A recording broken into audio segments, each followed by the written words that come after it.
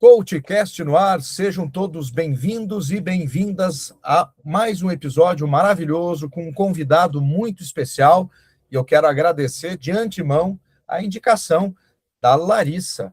E a Larissa Caldin nos indicou, nos conectou e depois de idas e vindas a gente conseguiu aqui agendar esse bate-papo e vai ser com certeza maravilhoso, vai ajudar muito aí na sua carreira, no seu negócio, porque o nosso convidado, Nivaldo Camilo, tem uma experiência que ele vai compartilhar com a gente. Nivaldo, muito obrigado pela sua gentileza, tirar esse tempo para vir aqui falar com a nossa audiência. E quem é Nivaldo? Olha, primeiro eu queria agradecer muito a Larissa, né, por ter me indicado, agradecer você por ter me aceitado, e acho que o momento é o momento certo da gente poder estar falando. É uma honra enorme participar do teu podcast, porque eu tive a oportunidade de ver e vi que realmente traz uma profundidade muito grande e vai ajudar muita gente. Bom, o que eu vou falar um pouquinho, né, do Nivaldo? Eu sou, acho que, um ser humano em constante evolução, que tem uma vontade gigante de aprender, que tem um acredito em você muito genuíno, eu acredito muito nas pessoas, né? Eu gosto de estar rodeado das pessoas melhores que eu, para que eu possa aprender cada dia mais. Sou movido por um propósito muito intenso e eu acho que transformar desafios em resultado, em qualidade, com responsabilidade, tem tudo a ver comigo, e a minha história conta um pouco disso. Acredito que liderar é, acima de tudo, despertar nas pessoas o potencial que elas já têm, mas que muitas vezes elas não sabem, né? Isso também eu, num dos livros meu lá, através das pessoas, eu descobri que eu despertei esse potencial, eu não sabia, mas eu entendo que, antes de tudo isso, eu sou o Nivaldo, lá, filho da Nilza Viana, lá de Jardinópolis, né, a capital da manga, do lado de Ribeirão Preto. Sou casado com a Antônia e eu comecei a namorar a Antônia em 1980, casei em 88. Tenho a Isabela, minha filha, com 33 anos, já uma filha única e uma muito bem formada, não me deu trabalho nenhum, porque diz que filha única dá trabalho. Então, eu entendo que esse ser humano, Nivaldo, assim como outros, tem toda uma história de ter começado muito lá de baixo, até porque eu venho de uma família muito pobre, mas que eu tinha muitos valores já bem definidos através da minha mãe, e eu comecei a sonhar muito com o que eu sou hoje. Então, acho que enquanto criança, enquanto ali brincando, eu já me via como alguém bem-sucedido, alguém que queria ter sucesso, alguém que precisava ter uma oportunidade, mas que, se me desse uma oportunidade, eu andaria muito longe. E eu já estou há mais de 40 anos no mercado financeiro. Eu comecei a minha carreira em 1982 no antigo Banespa, como contínuo. Hoje eu entendo que o contínuo é o abaixo do estagiário, porque naquela época, quando entrou o estagiário na agência, eu fiquei muito chateado, que ele entrou acima de mim. Então, o contínuo entregava extrato, né, bancário, extrato de conta corrente na rua, de bicicleta, arrumava o almoxarifado, buscava o lanche e não ganhava nenhum pedaço. E eu fiz uma carreira lá. Para fazer essa carreira lá no antigo Banespa, a gente mudava muito, né? A cada 2, 3 anos você mudava. E aí eu tive a oportunidade de morar em mais ou menos umas 10 cidades no interior de São Paulo para construir essa carreira e conseguir aposentar depois de 35 anos, dos quais 15 como superintendente desse banco gigante, que é o Santander. E depois desse período como superintendente, a aposentadoria, e aí, na minha visão, eu ia parar, eu ia curtir a praia, eu ia ficar aí em stand-by, só que o próprio Santander me indicou na época para ir para o Paraná, trabalhar numa empresa terceirizada para montar uma operação de crédito consignado em Paraná e Santa Catarina, e eu fiquei por lá um ano. Quando eu vi que, depois de tudo que eu já tinha feito, eu estava lá morando em Curitiba e vivenciando um cenário onde a minha filha tinha ficado em Piracicaba, a minha mulher estava comigo, mas tinha que ir e voltar, eu resolvi falar, não é isso que eu quero voltar para Piracicaba. E aí, quando eu voltei para Piracicaba, eu tive o privilégio de me encontrar com o cooperativismo. Olha E só. aí, através da indicação de uma amiga do Santander, eu fui indicado para um Hunter em Ribeirão Preto. E foi até engraçado, porque na época eu recebi uma ligação e ele falou para mim o seguinte: falou, olha, é o Nivaldo? Eu falei, é o Nivaldo. Ele falou, eu sou a sua metade. Eu falei, mas como assim minha metade? Ele falou, eu sou o Aldo. Então, o Aldo, Nivaldo, né? Aí esse Hunter me colocou no Sicoob, que eu não sabia nem o que era. Se eu pudesse escolher na época, eu escolhia Sicredi, porque eu não sabia o que era uma coisa e o que era outra.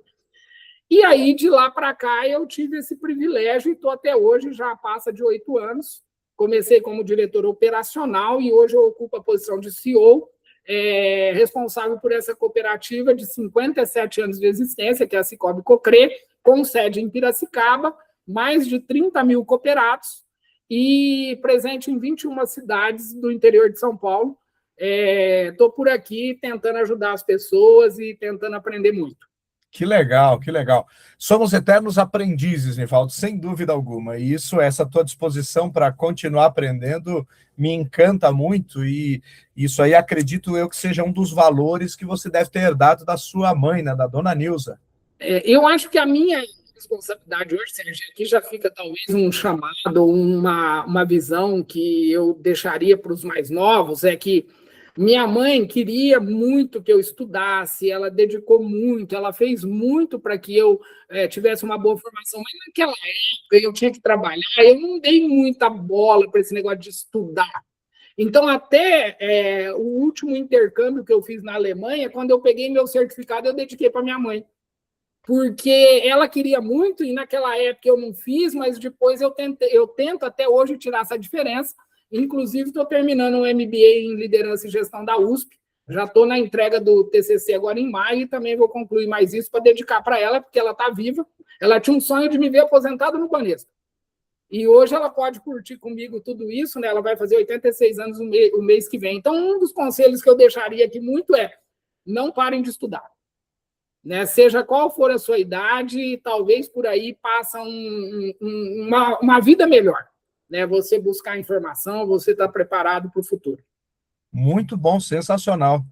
Também estou terminando o MBA e estou nessa parte do TCC agora, que eu devo pegar junho e julho, pela PUC do Rio Grande do Sul. Ah, legal. Bem legal. O meu é em vendas, negociação e resultado de alta performance. Eu falo que eu gosto muito de me desafiar. Então, em algum momento, eu fui fazer liderança na inovação no MIT. Olha só. E confesso que quando eu comecei, eu falei, o que eu vim fazer aqui? Porque até os termos que os alunos usavam lá, para mim, estava um pouco confuso. Mas eu saí de lá como uma referência para eles de gestão, e muitos me mandavam mensagem, muitos queriam saber como que eu conduzia. Então, percebe que daquilo que parecia ser extremamente difícil, acabou sendo uma oportunidade de eu conhecer muita gente boa. Sensacional, Nivaldo. E me diz um negócio, voltando lá para o comecinho da decisão que o fez estudar, eu sei que a sua mãe teve um papel fundamental, mas conta para a gente, assim, você teve que fazer uma primeira faculdade, né? Qual foi? Sim, eu acabei fazendo gestão em marketing, que é aquela faculdade que é de curto prazo, até para ter esse curso superior, porque aí eu comecei a perceber que para o Banespa não, mas que para o Santander falta de um curso superior fazia muita diferença. E a partir dali eu não parei mais. Então eu concluí esse marketing, essa gestão em marketing, e de lá para cá tudo quanto oportunidade eu tive de poder estudar, eu não deixei passar. Então são várias certificações, Dom Cabral, FGV, a Manaquei, fui para a PUC em Lisboa, fui para a Alemanha e estou agora nesse final aqui fazendo meu MBA na USP. Uau! É uma bagagem, assim, incessantemente trazendo conteúdos. Mas uma das coisas, tem 3 coisas que eu faria melhor. Uma se eu pudesse voltar atrás, era ter estudado mais. Isso é muito bom, né? Mas quando a gente é mais jovem, a gente não tem, às vezes, essa pegada e acha que é tudo bobagem. Falando muito caseiramente, eu acho que eu perdi muito tempo no bar. Né? Porque você ia para a faculdade naquela época e, de repente, você já estava indo para a sexta-feira do bar, e aí hoje sim eu dou um valor danado, o quanto eu poderia ter tido mais formações ou mais graduações que pudesse enriquecer ainda mais meu currículo. Muito bom. E aproveitando essa pegada aqui, o que você teve de dificuldades no começo da tua carreira ali? Logo depois que você saiu de contínuo, você não virou estagiário, deve ter já virado analista, alguma coisa assim? O Banespa era concurso, né? Ah, Então, eu, como contínuo, o primeiro concurso foi para escriturário. ah. E eu também ali, eu não perdi nenhuma oportunidade. Então, todos os concursos que tiveram, eu fui aprovado. Só que nesse período todo, teve aquela intervenção do banco, que ele ficou praticamente parado por quase 10 anos. Caramba. Né? Que foi quando veio a intervenção, isso por volta do ano 97, eu não vou saber te falar detalhe, mas eu só sei que durante o período da intervenção, antes disso, eu tinha passado no concurso para subchefe, e aí eu saí da minha cidade de Jardinópolis e já fui transferido para ser o chefe da carteira agrícola do Banespa em Serrana, que aqui é do lado de Ribeirão também. E aí, durante esse período, ficou praticamente os 10 anos parado. Então, eu comecei como subchefe em 88, casei e fui embora para Serrana, e só em 97 o banco voltou a proporcionar um novo concurso e eu passei também para subchefe, para gerente adjunto. E como gerente adjunto, eu já mudei para uma outra cidade chamada Altinópolis, que também é aqui no entorno de Ribeirão Preto. Em Altinópolis, eu fiquei por lá uns 2 anos, aí já era performance, já era indicação do regional, já era o quanto você estava construindo para a sua carreira, que ia fazer com que você fosse promovido. Então, 2 anos depois, eu fui promovido para gerente geral em Taquaritinga. Depois aí já era 99, de 99 a 2001, eu fiquei como gerente geral em Taquaritinga, e foi no ano 2000 quando o Santander comprou o Banespa. Quando o Santander comprou o Banespa, foi um caos, né? Por quê? A maioria entendia que o Banespa era um banco público e que lá só tinha gente ruim. Por outro lado, naquela época, o Santander, quando comprou, bateu o martelo lá na Bolsa, lá no ano 2000, novembro de 2000, 20 de novembro de 2000. E aí, logo na sequência, ele fez um PDV. Nesse PDV saiu 12.500 colaboradores daquela época. Eu fiz uma conta rápida de cabeça e falei, bom, se eu ficar aqui mais 6 meses e eles não me mandarem embora, eu já ganhei o que eles iam me dar no PDV. Só que aí, como eles chegaram com muito tema de meritocracia, aqui se você faz tal, eu falei, é minha vez. Eu fazia isso sem ganhar, agora ganhando e com a oportunidade de ser promovido, daí em 2001 eu já fui promovido para Matão. Em Matão, eu fiquei 1 ano e 2 meses, passou uma caravana do Santander lá, eu tenho até aqui uma placa, e eu fui convidado para fazer parte de um processo seletivo para superintendente regional. Uau! E aí, naquela época, ainda saí em destaque numa revista escrito lá, Prata da Casa Vale Ouro. Por quê? Como era todo mundo considerado como não apto para esse novo banco, mas tinha muita gente boa lá no Banespa. E eu vi uma oportunidade, através da meritocracia, de atingir os objetivos que eu tinha de virar regional do banco. E quando eu falei isso com meus colegas, todo mundo riram de mim. E moral da história, eu virei regional e fui chefe de tudo eles. Olha só. E me tratavam muito bem, porque eu sempre fui um exemplo de performance, de entrega, de transparência, de construir um ambiente melhor para se trabalhar. Então, tudo foi refletido. Aí, eu fiquei 7 anos como regional em Araraquara. Nessa oportunidade, eu fui reconhecido como um dos melhores regionais do Brasil, sempre através das pessoas, sempre acreditando nas pessoas, sempre entendendo que o resultado vem através delas e não apesar delas. E depois eu tive um problema extremamente complexo nesse período, que a minha mulher teve uma doença muito grave, e foi bem difícil de lidar com isso, porque minha filha estava fazendo 15 anos, minha mulher teve um diagnóstico de câncer, eu vivia viajando, e a gente teve que lidar com essa situação. Então, lá no meu livro eu conto isso, porque eu só fui contar para minha mulher de tudo que aconteceu depois dos 5 anos que passou o problema, porque eu precisei fazer uma viagem com ela, eu sabendo que ela estava doente, mas ela não sabia. Então, tudo isso foi muito tenso, mas eu consegui sobreviver, e eu acho que uma das curas que contribuiu bastante com ela foi eu deixar ela com o astral lá em cima. E aí fiquei 7 anos lá, depois fiquei mais 4 anos como regional em Mogi Guaçu, que eu peguei a última regional de uma rede e entreguei ela 4 anos depois em primeiro, e aí tive a oportunidade de me transferir para Piracicaba, onde eu fiquei de 2003 até 2016, aposentei em janeiro de 2017, e aí fui para o Paraná e voltei e estou aqui na Cofre até hoje.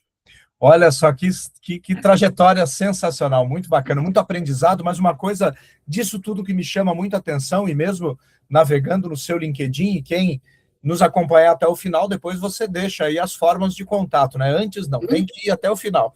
E Sim. é a questão do gosto por pessoas. E a liderança, você acha muito importante sempre que um líder goste de gente? Não tem outro caminho. Você pode ter, antes das ferramentas, da estratégia, vem as pessoas. Então, eu preciso saber, eu preciso ter a tranquilidade de entender que sozinho eu consigo destruir qualquer coisa. Para construir, eu preciso das pessoas. Então, nesse cenário, estar próximo e tentar ajudar a despertar aquilo que elas já têm e muitas vezes não sabem. Então, lá no livro O Mundo Trata Melhor os Campeões, eu fui saber disso quando eu comecei a ler o depoimento das pessoas. Poxa, eu achei que eu não servia para nada, mas aí o Nivaldo me falou isso, o Nivaldo me mostrou aquilo. E, no final, essas pessoas são muito gratas. Então, eu fazia tudo isso, Sérgio, mas sem saber que eu estava fazendo porque eu gostava, porque eu deixava de gostar, porque para mim era natural. Então, sabe aquilo, faça aos outros que gostaria que fizesse a você? Eu fui por esse caminho. E eu aprendi na vida muito o que fazer e o que não fazer com alguns chefes anteriores. Então, acho que esse lado meu, disponível, próximo, transparente, duro no processo, mais amável com as pessoas, me fazia eu ter cada vez mais gente melhor que eu do meu lado. Então, essa paixão aí, as perguntas... Hoje de manhã eu estava abrindo um treinamento aqui na Cochrane e me perguntaram, de onde veio? Eu acho que veio dessa vontade que eu tenho de, talvez, fazer com que as pessoas não tenham necessidade de pedir uma pizza de 15. A história da pizza de 15 ela é bem interessante. Lá eu, enquanto 11, 12 anos, talvez, entre 10 e 12 anos, minha mãe e minha avó juntou dinheiro para levar eu e minha irmã para conhecer a praia. E aí, aquelas excursões que sai sexta-feira à noite para Santos e volta no domingo à noite. E eu me lembro muito que acho que era tudo muito contado, o dinheiro. E eu me lembro que minha mãe, na pensão que a gente estava lá na Praia do Gonzaga, minha mãe encontrou uma colega da excursão e perguntou, tipo assim, onde você jantou? Ah, jantei naquela pizzaria. Ah, o que você comeu? Comi uma pizza. E quanto custava? Ah, custava 15.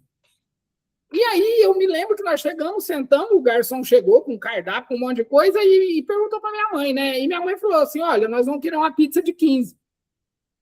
E a pizza de 15, para ela, não importava o sabor. A gente nem sabia. Se custando 15, o dinheiro ia dar para pagar, é essa daí. E aí, hoje, eu penso assim, poxa, quanta opção tinha naquele cardápio? E a gente só tinha condição de comer a pizza de 15. Então, o que eu quis trazer depois de tudo isso para as pessoas ter um cardápio inteiro aí, eu posso te ajudar você a escolher. Eu posso te direcionar para você, talvez, não ficar preso só aquilo. Então, se você quer, eu te ajudo. Se você não quer, só me avisa para eu não continuar insistindo, porque talvez a minha vontade de te ver bem é maior que a sua. É verdade. Então, eu falo que isso me faz eu lidar com as pessoas de uma forma que elas entendem o quanto genuinamente eu quero vê-las bem. E perguntando outro dia para uma colega, assim, mas será que eu tenho algum diferencial? Ela falou, Nivaldo, você não se conforma de não ver todo mundo bem, todo mundo no pódio.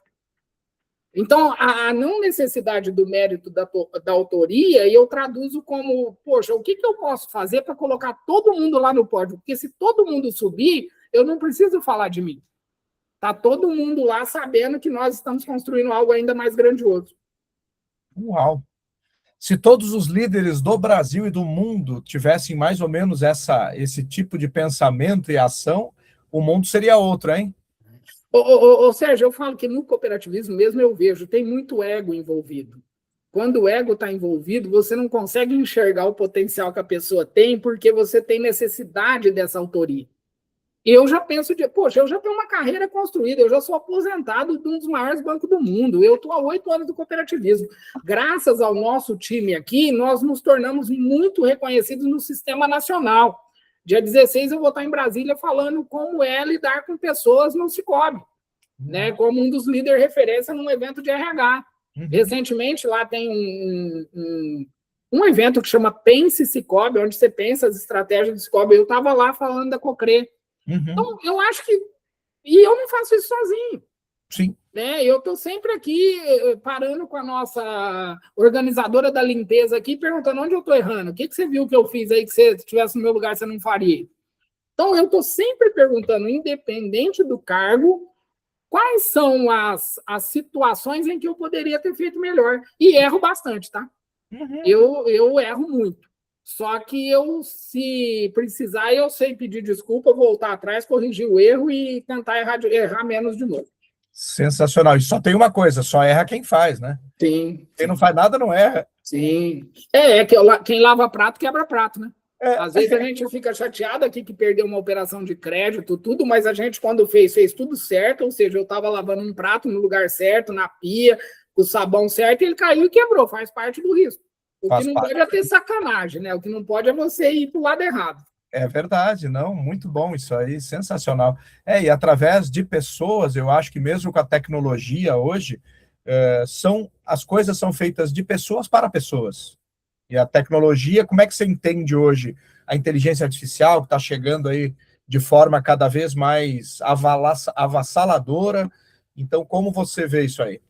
Eu vejo como uma oportunidade boa, até porque recentemente, no mês de março, agora aqui, 100% dos colaboradores da Cocre, não são muitos, nós somos em 236 pessoas, passaram por um treinamento de IA com uma pessoa extremamente reconhecida aí no mercado, que é o Internei, e ele veio aqui falar de IA do estagiário até o diretor, inclusive conselho de administração.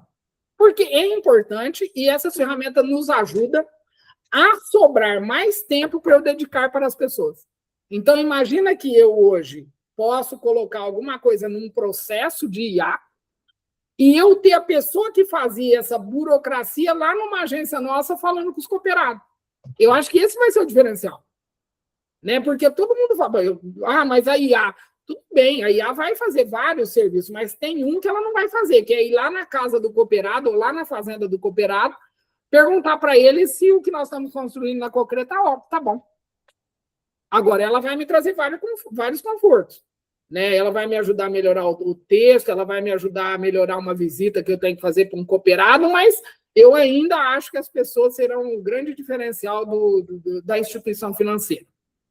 Posso até... estar sendo incoerente com alguns grandes bancos que estão fechando agências, que estão tirando as pessoas e que estão automatizando tudo. Aqui nós temos automatizado, mas eu acho que nós não vamos fechar a agência, nós vamos abrir a agência. Que coisa porque boa. Eu entendo que tem gente que precisa ir na agência e falar com alguém. Lógico que num novo conceito, talvez uma loja, talvez alguma coisa que não tenha mais lá aquele monte de caixa, como era lá no Banespa. Mas talvez um ponto de encontro onde o cooperado ainda vai sentir o cheiro do café e, quem sabe, até comer um pão de queijo numa agência nossa. Até porque tem vários que já estão aposentados e não tem nenhum lugar para ir. Lá pode ser um pão de queijo para ele fazer negócio. Não, sem dúvida. E mesmo as pessoas mais jovens hoje estão mudando seus conceitos de muita coisa e pode ser que elas queiram também participar disso de forma presencial, e isso é sensacional, porque o contato humano nunca vai deixar de existir. E até porque a IA é assim como um carro, ela é um veículo para acelerar processo, acelerar deslocamento. Eu acredito muito nisso. Então, a gente não está fora de nenhuma tecnologia de ponta, nem só na Cocre, como também no sistema nacional. A gente já tem muita coisa tecnológica. Mas eu ainda vejo o ser humano como um fator decisivo aí para fazer mais negócio. Sempre vai ter que ser. Concordo contigo nisso aí, em gênero, grau e número. Sensacional. E aproveitando isso, você teve alguém que te inspirou, assim, quando você era mais jovem, ou algum mentor? Na época ainda, lá atrás, não tinha o papel do coach também, mas tem pessoas que nos inspiram, às vezes alguns líderes, né? Quem que te inspirou? Assim? Sérgio, eu trabalhei com muita gente. Eu falo que a grande inspiração minha começou com a minha mãe, né? Porque ela acreditava muito em mim e ela entendia que eu precisaria, talvez ela enxergava o potencial em mim que eu não enxergava. Então, acho que minha mãe foi uma pessoa que me trouxe bastante oportunidades de enxergar a vida, até porque ela trabalhou muito e eu via ela trabalhando e eu entendia que isso era legal. Mas, durante a minha carreira, foram várias pessoas. Porém, quando eu mudei, naquele momento mais difícil da minha vida pessoal, com a doença da minha mulher, que eu já estava há 7 anos na Regional Araraquara, e eu mudei para a Regional Mogi Guaçu, que era uma outra rede. Lá eu conheci uma pessoa que era diretora de rede, chamada Vanessa Lobato. A Vanessa Lobato, inclusive, fez o prefácio do meu primeiro livro, O Mundo Trata Melhor os Campeões. Aí, hoje, se não me engano, ela está no conselho do Santander. Diferentemente de vários que eu aprendi, essa pessoa falou para mim, falou, olha, se eu precisar falar com você todo dia, você não serve para mim, e você faz aquilo que precisa, e se você tiver alguma dificuldade, eu estou à tua disposição. Percebe que naquela época onde o chefe mandava e você tinha que obedecer, essa daí, lá em 2009, falou para mim, ó, toca a vida, eu sou seu apoio, né? Eu sei das dificuldades, mas você tem que fazer a sua parte. Essa pessoa minha vida mudou. Minha vida mudou porque aí eu conseguia ser eu conseguia fazer o que eu tinha vontade, eu conseguia promover, eu conseguia demitir, eu conseguia contratar, que era diferente em algumas outras gestões, que você tinha que fazer aquilo que estava mandado. Então, eu acho assim, ó, talvez daí venha um pouco da confiança que eu tenho nas pessoas, né? Ela confiou demais em mim e me deixou eu fazer o que eu gostava, que era cuidar de gente. Então, nessa regional, eu, por exemplo, tive a oportunidade de transformar 10 estagiários em 10 gerentes gerais em 4 anos. Uau. E hoje ocupam posições expressivas no Banco Santander, alguns, ou estão em posições muito maiores que eu. Olha só. Então, percebe que esse lado de ter alguém que te apoia, alguém que está por trás e fala, oh, se você precisar, eu estou aqui, mas faz sua parte. Eu acredito em você, então acho que o acredito em você, o confio em você, o deixar você fazer, deixar você errar.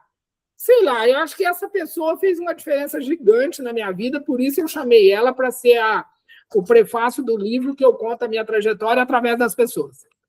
Sensacional. Aproveitando isso, eu entrevistei esses tempos aqui, acho que eu não lembro quando foi, mas foi depois de dezembro, a Giovana Donella. Quero deixar um abraço para ela, depois vou mandar esse episódio também para que ela assista. Ela é do conselho de várias empresas aqui, inclusive aqui de uma empresa que forma conselheiros também aqui em São Paulo.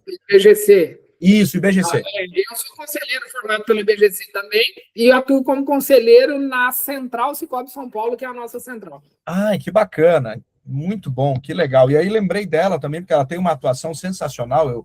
Eu participei de uma aula com ela em novembro, fiquei apaixonado pela forma que ela conduziu essa aula. Falei, deixa eu convidar ela para vir para o podcast também aqui para falar sobre isso, porque me encanta muito. E como é bom, né, você poder ter alguém para conversar que acredita, que direciona, que eu acho que isso me transformou no gestor que eu sou hoje, de ter até um slogan, eu acredito em você.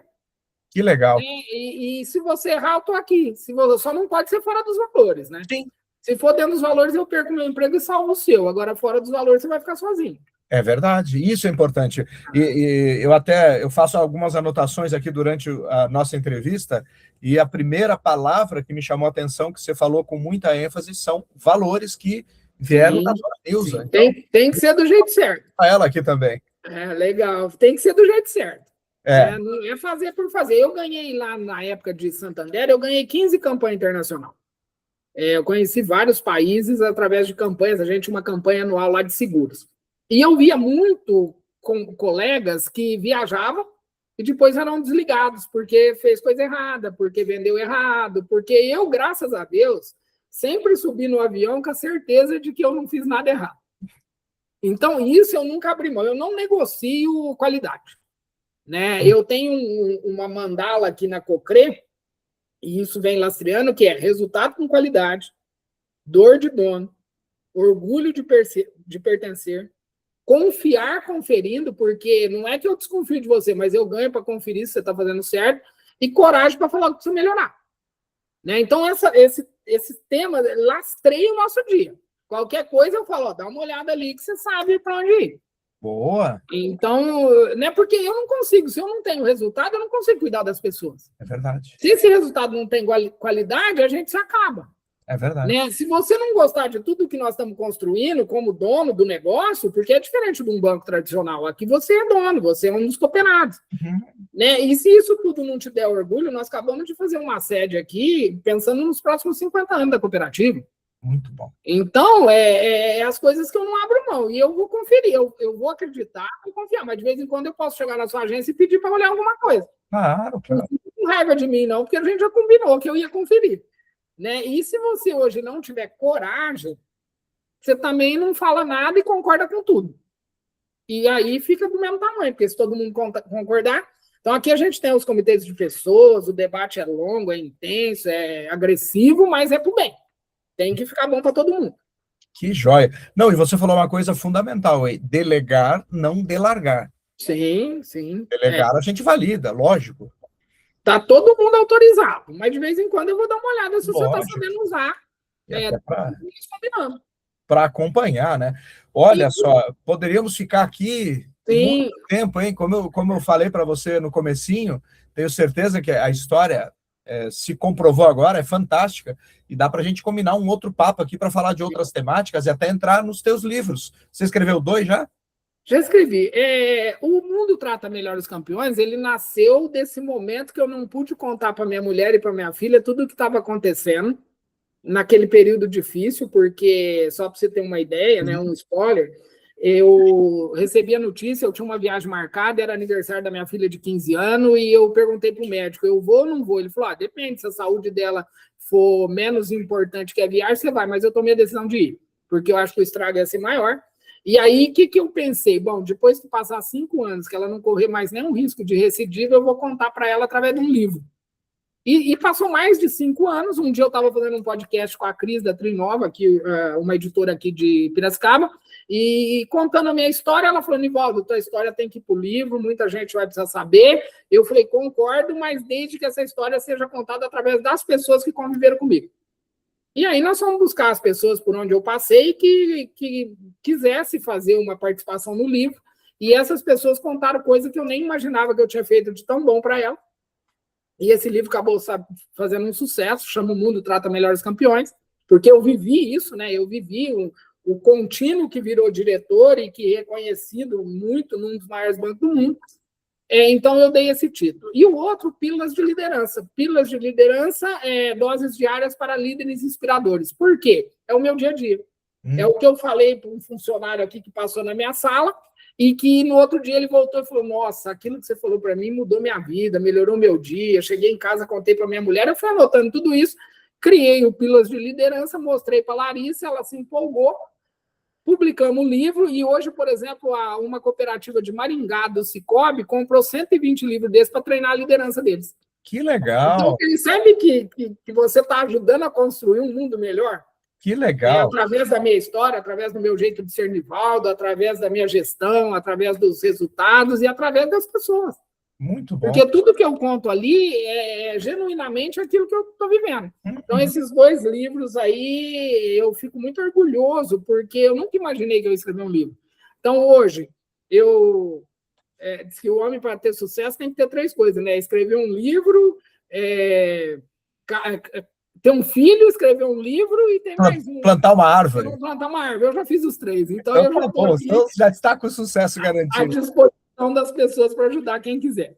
Que legal, Nivaldo. E deve ser super agradável trabalhar com você aí. Tenho certeza que as pessoas que trabalham contigo devem ser muito gratas, né? Porque ter essa energia aí não é toda a liderança que tem, né? Essa energia boa aí, colocar para fora essa transparência, essa clareza, essa disposição em ajudar e em estar do lado, né? Como você disse, apesar dos resultados, eles têm que ser reais, tem que ser duro, mas só que o processo é duro, o humano não.